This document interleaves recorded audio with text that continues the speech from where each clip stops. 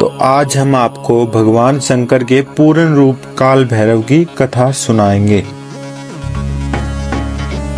एक बार सुमेरु पर्वत पर बैठे हुए ब्रह्मा जी के पास जाकर देवताओं ने उनसे अविनाशी तत्व बताने का अनुरोध किया।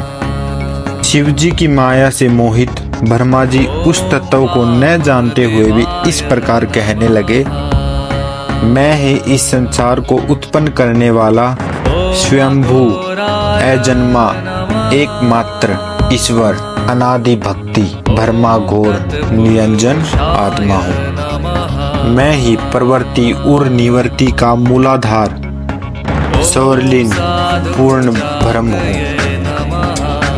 ब्रह्मा जी ऐसा कि पर मुनि मंडली पे विद्यमान विष्णु जी ने उन्हें समझाते हुए कहा कि मेरी आज्ञा से तो तुम सृष्टि के रचयिता बने हो, मेरा अनादर करके तुम अपने प्रभुत्व की बात कैसे कर रहे हो।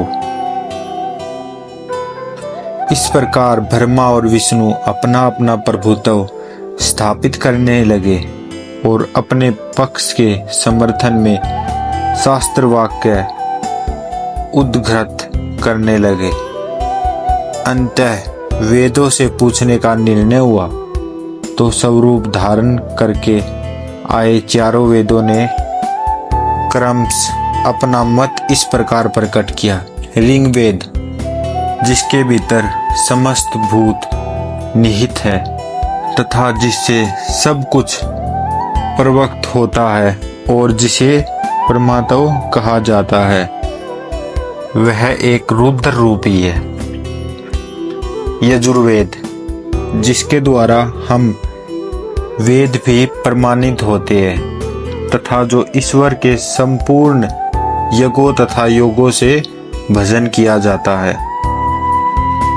सबका दृष्टा वह एक शिव ही है। सामवेद, जो समस्त संसारी जनों को भरमाता है, जिसे योगी जन ढूंढते हैं और जिसकी भांति से सारा संसार प्रकाशित होता है, वे एक त्र्यंबकम शिवजी ही है। अर्थवेद, जिसकी भक्ति से साक्षात्कार होता है और जो सब या सुख दुख अतीत अनादि ब्रह्म है, वे केवल एक शंकर जी ही है। इससे हमें क्या पता चलता है दोस्तों कि हर वेद स्वयं शंकर जी ही है। विष्णु ने वेदों के इस कथन को प्रताप बताते हुए नित्य शिवा से समन करने वाले दिगंबर पीतवर्ण धूली के प्रभाव से तुम ब्रह्म हत्या के पाप से मुक्त हो जाओगे। शिवजी की आज्ञा से भैरव जी हाथ में कपाल लेकर ज्योति काशी की ओर चले। ब्रह्म हत्या उनके पीछे पीछे हो चली। विष्णु जी ने उनकी स्तुति करते हुए उनसे अपने को उनकी माया से मोहित न होने का वरदान मांगा।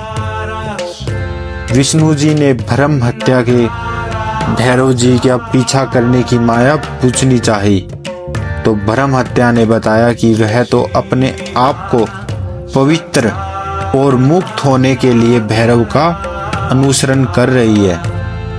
भैरव जी जो ही काशी पहुंचे त्यों ही उनके हाथ से चिमटा और कपाल छूटकर पृथ्वी पर गिर गया और तब से उस स्थान का नाम कपाल मोचन तीर्थ पड़ गया। इस तीर्थ में जाकर सवधि पिंडदान और देव पितृ तर्पण करने से मनुष्य ब्रह्म हत्या के पाप से निवृत्त हो जाता है, अर्थात उससे मुक्त हो जाता है। ऐसी ही और शिवजी महापुराण की कथाएं सुनने के लिए हमारे चैनल को सब्सक्राइब करें। धन्यवाद।